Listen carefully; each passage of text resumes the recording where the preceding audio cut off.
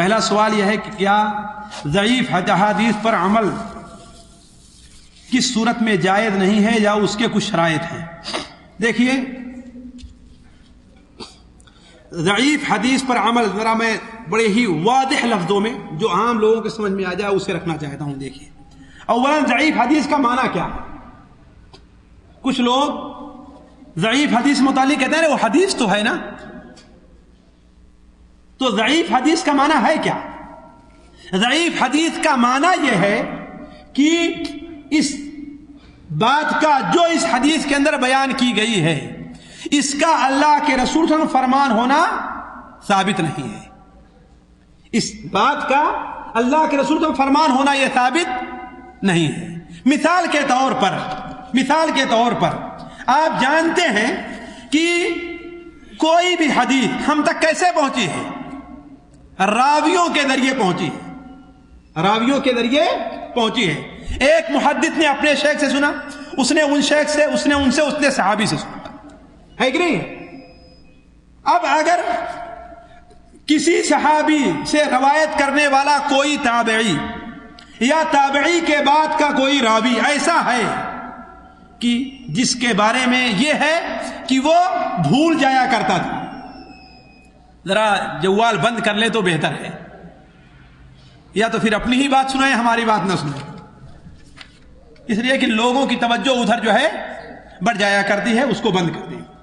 تو ضعیف حدیث کا معنی یہ ہے کہ یہ اللہ کے رسول صلی اللہ علیہ وسلم فرمان ہونا صحیح طور پر ثابت نہیں ہے، بلکہ شبہ ہے کہ آپ نے یہ بات کہی یا نہیں کہی، اور اگر یہ شبہ نہ رہے تو وہی اللہ کے رسول صلی اللہ علیہ وسلم کی حدیث کو صحیح حدیث کہا جایا کرتا ہے کہ نہیں؟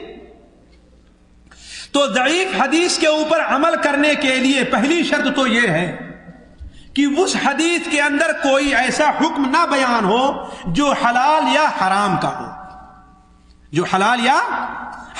ہو، یا جس کا تعلق کسی عقیدے سے ہو، یعنی مثال کے طور پر حدیث کے اندر کوئی حکم ہو کہ ہاں یہ کام کرنا ناجائز ہے یا یہ کام کرنا جائز ہے، اگر ایسا کوئی حکم ہوگا تو اس ضعیف حدیث کو قطعاً قبول نہیں کیا جائے گا۔ دوسری بات یہ ہے کہ اس حدیث کے اندر جو بات بیان کی جا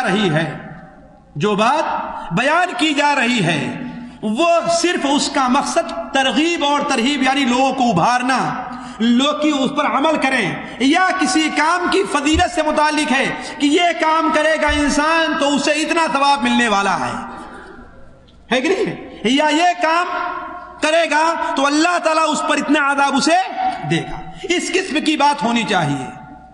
لیکن جس بات کا ثواب بیان کیا جا رہا ہے یا جس کام کے کرنے سے ڈرایا جا رہا ہے اس کی فضیلت صحیح حدیثوں سے ثابت ہو۔ میں اس کی ایک مثال دیتا ہوں۔ مثال یہ ہے کہ رمضان المبارک کی فضیلت صحیح حدیثوں سے ثابت ہے کہ نہیں، کہ سب سے افضل مہینہ کون سا ہے؟ رمضان المبارک کا مہینہ ہے، اس کی فضیلت حدیثوں سے ثابت ہے کہ نہیں؟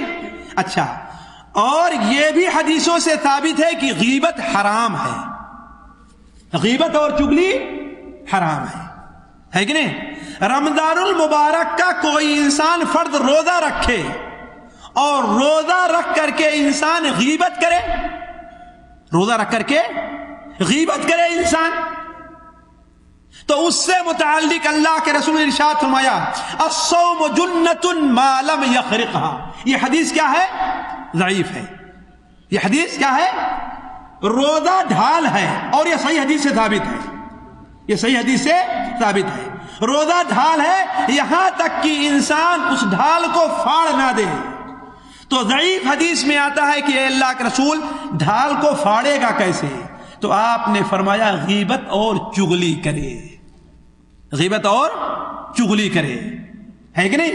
تو چونکہ غیبت اور چغلی کرنا حرام صحیح حدیثوں سے ثابت ہے، یہ صحیح حدیث سے ثابت ہے کہ روزے کی حالت میں انسان کو گناہ کے کاموں سے بچنا چاہیے، ہے کہ نہیں ہے؟ اب اس کے بارے میں ایک ضعیف حدیث آ گئی کہ روزے کے ثواب کو برباد کرنے والی ایک چیز کیا ہے؟ غیبت بھی ہے. تو اب ایسے موقع پر یہ ضعیف حدیث قبول کی جائے. ایک روایت ہے، ضعیف روایت ہے، کہ مغرب کے بعد اگر کوئی انسان 7 بار کہتا ہے اللہم اجرنی من النار، اللہم اجرنی من النار، تو اللہ تبارک و تعالی اسے جہنم سے نجات دیتا ہے کہ نہیں؟